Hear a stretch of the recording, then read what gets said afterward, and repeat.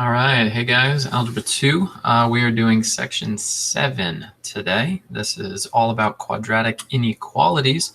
And I'll be honest, this is a pretty quick video. So you guys should enjoy this. We get right to the point because a chunk of our example problems has to be done in class, just because I think it's going to be a lot easier to show you exactly what to do because they are specific to the calculator. And I want you to see it. I want you to do it with me while we're doing it in class. And that's going to save us some time in the video. And in the grand scheme of things, save us some time overall. Okay, so here we go. We are looking at quadratic inequalities, section 7.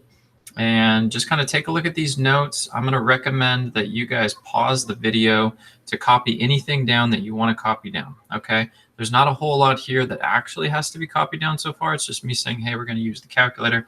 I'm going to teach you how to do it. There is a way of making that equal sign in the calculator actually become an inequality sign when you're graphing. I'll teach you how to do that. Okay. I taught you a little bit already about how to find the table of values after you have plugged in an equation into the y equals part of the calculator. So this last part right here is really what we're going to be focusing on. How to solve these problems in an algebraic method. The only reason I want to make sure that you have both methods is because in the past I have had students that just did not fully grasp how to use the calculator, and for whatever reason that confused them. But the algebraic method is direct. I don't think it's that hard, and you guys will find that you can get your answers this way, algebra, or the other way, calculator. All right, so we're going to show both methods. Calculator in class. Here we go. So the first example problem, of course, it already says we're going to do this in class. We're just going to teach you initially how to graph that in class using the calculator, and of course, switching the equals to inequality. Then the next part, we're going to teach you how to use a table of values and how to get the exact solution, again, in the calculator in class. And now let's get into the one where we don't really use the graphing calculator. You could use it as far as like calculations, but any calculator will do this. So let's jump into this. We're solving it algebraically. Okay, so step 1 is you're actually going to rewrite this, but take out the inequality sign and just replace it with an equal sign. Okay, so x squared minus 6x plus 10 now equals 2. Okay. Then we're going to take this 2 and we're going to bring it over to that side. And remember, anytime you move across an equal sign, it basically becomes the equivalent of saying, let's minus 2. All right. So now let's rewrite that over here. X squared minus 6x. We are now a plus 8. Okay. So now you're simply looking at a trinomial. And basically, you could always factor these trinomials. I think I explained that real quick right here. You will usually factor the quadratic to find the critical values. So now let's get to that point where we're going to factor it. We'll get our critical values. Okay. All right. So we have a trinomial. We need to factor this trinomial. So we're going to break it down into 2 parentheses. The x squared, we have x, we have x. Now what you do is you look at the second sign right here. If that is a positive, then that means in the parentheses, whatever the first sign is, take a look. Whatever that first sign is, it's a negative. That's what these guys in the parentheses will both be. Okay, so if the second sign is a positive, look now at the first sign, and that's what both of these parentheses will be. In this case, it's a negative. Then we look at the factors of 8. 2 and 4 will be our perfect ones to use here. And why is that? Because 2 times 4 is 8, but 2 plus 4 is 6. That's the value we want to create right there in the middle. Okay, so now we factored it. Now we have to solve the individual parentheses. So this one solves to be a positive 2. This one solves to be a positive 4. And you remember, all we're doing here is setting the parentheses equal to 0. And I'm pretty sure you guys can even do that in your head. X minus 2 equals 0. What's x? 2. X minus 4 equals 0. What's x? Positive 4. Okay, so basically what we're looking at here is now we have our critical values.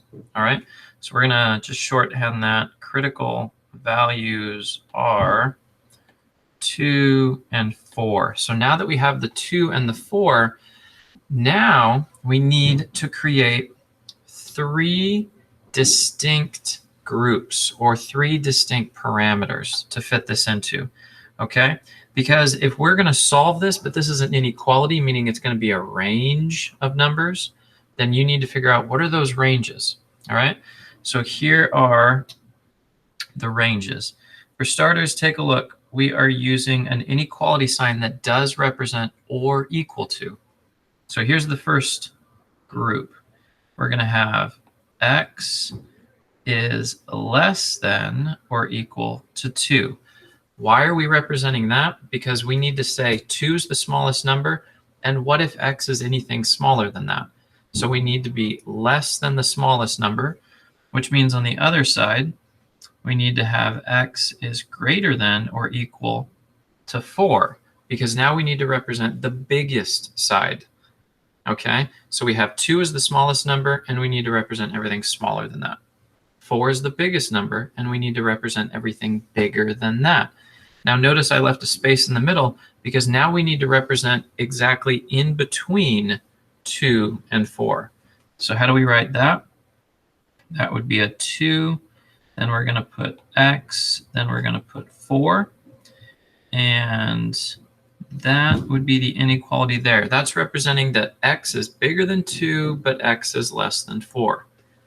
All right, now that we have our 3 distinct intervals, we now need to basically pick a number that's in that interval. So if x is less than or equal to 2, one of the numbers we could pick would be the number 1. Isn't the number 1 less than 2? Yes. The second interval, x is bigger than 2 but less than 4, so let's pick the number 3 because that is perfectly in between those two. And then the last one here, x is basically bigger than 4, anything bigger than 4. Let's pick 5. Okay, so what we're going to do is we are going to take these 3 values here, 1, 3, and 5, and we are going to plug them in to the original inequality that's given, x squared minus 6x plus 10 greater than or equal to 2. All right, so we're going to take all 3 of these values and plug them in to that original problem. So let me rewrite that down here just so that we can see. We're going to have 1 squared minus 6 parentheses 1 plus 10 greater than or equal to 2. So we're going to have to try that one out. Then we're going to have 3 squared minus 6 parentheses 3 plus 10 greater than or equal to 2. And the final one is the 5 squared minus 6 parentheses 5, again, plus 10 greater than or equal to 2. Now what you have to do is you have to try all 3 out. The point of this is to determine, am I creating a true statement? All right, when I plug 1 in for x, which represents anything less than 2, is it true? Does that make a true statement? When I plug 3 in, which represents that middle interval between 2 and 4, does that make a true statement? And then the same thing for 5. Anything bigger than 4, is that a true statement? When you work all of these out, which you will then plug into the calculator and work out, you are going to find that you create 2 of these make true statements. Okay, so this one makes a true statement. This one does not make a true statement, but this final one makes a true statement. So all of that being said, what does that mean? That means that we actually have an answer here and an answer right here. Okay, so all of that work was to determine what from our critical values creates 3 intervals, and of those 3, which of those makes true statements when we go back and look at the top. All right, that first equation right there. So all of that to say that here's our answer right here, and here's our answer right here. Okay, that's the algebraic method. I was showing you every little step. So you may think there's no way I'm going to use the algebraic method. It's way too complicated. I'm going to show you one more example of this in class when we do the homework for this section, and you'll find it's really not that bad. It's pretty direct. We can get right to it. But again, I will also show you the calculator method in class 2. All right, that's it, guys. We'll see you in the next one. Have a good one.